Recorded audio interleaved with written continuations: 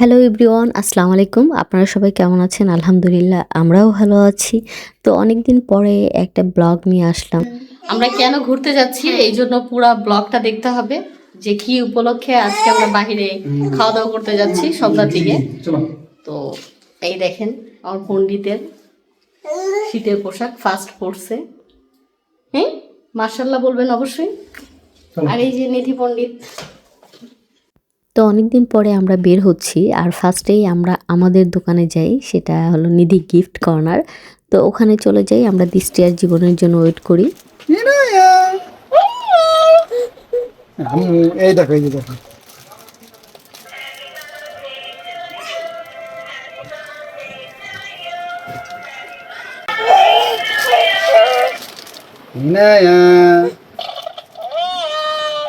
তোমাকে আমি খাবো।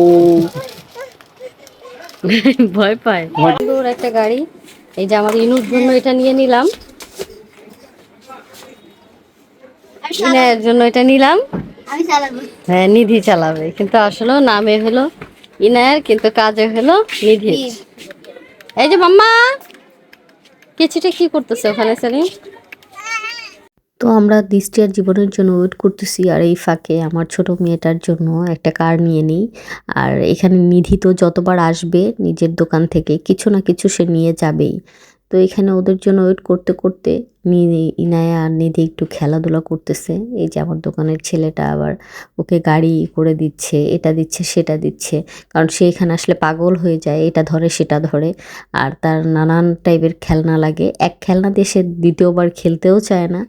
আমাদের দোকানে কিন্তু অনেক সুন্দর সুন্দর খেলনা আছে, একসময় ইনশাল্লাহ অনেক কিছুই দেখাবো। হয়তো আমি ছোট বেবিটার জন্য তেমনভাবে ভিডিও করতেও পারি না। তো এখানে ওয়েট করতে করতে জীবন চলে আসছে, জীবন আবার আমার জন্য গিফট নিয়ে আসছে। তো এটা মজার বিষয় যে এটা দৃষ্টি আমাকে আগের থেকেই কতগুলো ড্রেস মানে অনলাইন থেকে আমাকে দিয়েছে, যে আপু দেখো তো এখান থেকে কোনটা ভালো লাগে। ও বুঝাচ্ছিল যে এটা ও নিবে, জাস্ট আমার পছন্দ মতো একটা ড্রেস নিবে সে, কিন্তু এটা যে ও আমার জন্যই নিয়ে আসবে এটা আমি ভাবিনি। সেটা নিয়ে আর কি ওখানে কথা হচ্ছিল। তো আমি টোটালি সারপ্রাইজ, ড্রেসটা দেখে তো অবাক হয়ে যাই। এরপরে আমরা রিক্সা নিয়ে নিই, যে দৃষ্টি, জীবন আর নিধি এক রিক্সা উঠে, আমি নিধির পাপা আর আমার ছোট মেয়েটা এক রিক্সা উঠি। তো এখানে যাবার পথে অনেক সুন্দর সুন্দর জুতা দেখি, এর ভিতর থেকে একটা চুজ করে দৃষ্টি নিয়ে নেয়।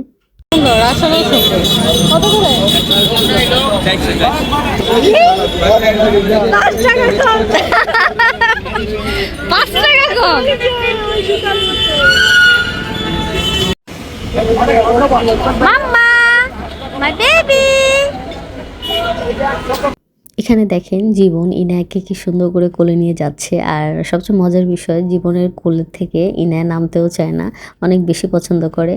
আর জীবন তো বাচ্চাদেরকে অনেক বেশি পছন্দ করে, নিধি ইনায়া দুজনকে অনেক বেশি ভালোবাসে।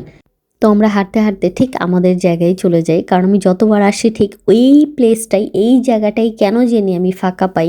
এটা আল্লাহরই একটা রহমত হয়তো বা, জানি না, যাই হোক। তো আমরা সেদিনও এই জায়গাটা ফাঁকা পেলাম, তো এখানে বসে পড়লাম। তো দৃষ্টি, জীবন ইনায়াকে যে ওই উপরে রেখে বসে পড়লো, এই সাইড দিক দিয়ে আমরা ঘুরে আবার এইখান দিয়ে আবার বসবো। তো জায়গাটা অনেক সুন্দর একটা জায়গা। আম্মু এই যে বাবা ইনো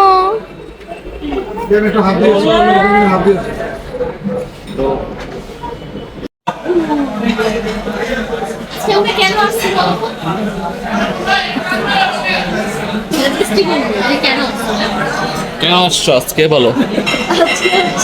আমার বড় আপুর বার্থডে, তাই তুমি আসছো কেন? তুমি আসছো কেন? বাবু বাবু সেজে আসছো কেন?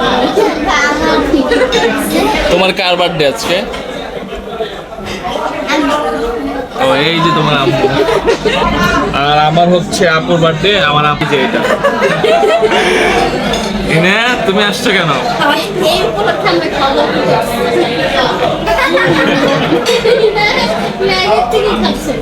তো এখানে বসার পরে আমরা কিন্তু ফার্স্টে খাবারটা অর্ডার করে দিই, কারণ আমাদের খাবার অর্ডার করতে বেশি দেরি হয় না, কারণ এখানে আসলে আমরা এই খাবারটাই খাই।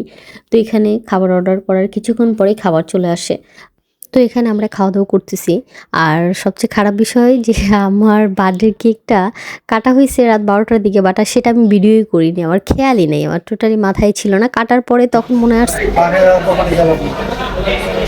বাবা পানি খেয়ে নিতে হয়, কারণ চা খাওয়ার পরে পানি খেতে হয়। এখানের চাটা কিন্তু অনেক মজা। আমি জীবনকে জিজ্ঞেস করতেছি চাটা কেমন লাগলো, ও বলতেছে আপু ভালো, অনেক মজা।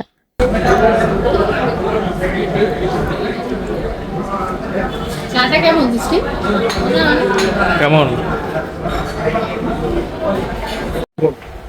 এটা বার্থডে কেক এরই বাপরে কি না, বার্থডে কেক কাটা হয়েছে রাত্রে, নিয়ে আসছিল, বাট ওইটা ভিডিও করতে আমরা ভুলে গেছি।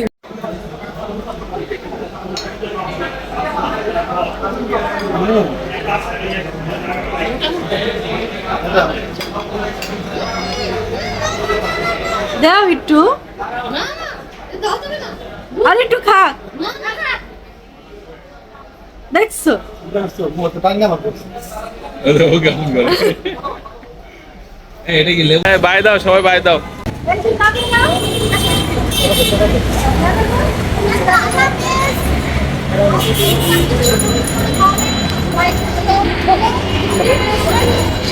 আল্লাহ হাফেজ এভরিওয়ান, সবাই সাবস্ক্রাইব করে দিবেন, কমেন্ট করবেন, লাইক দিবেন।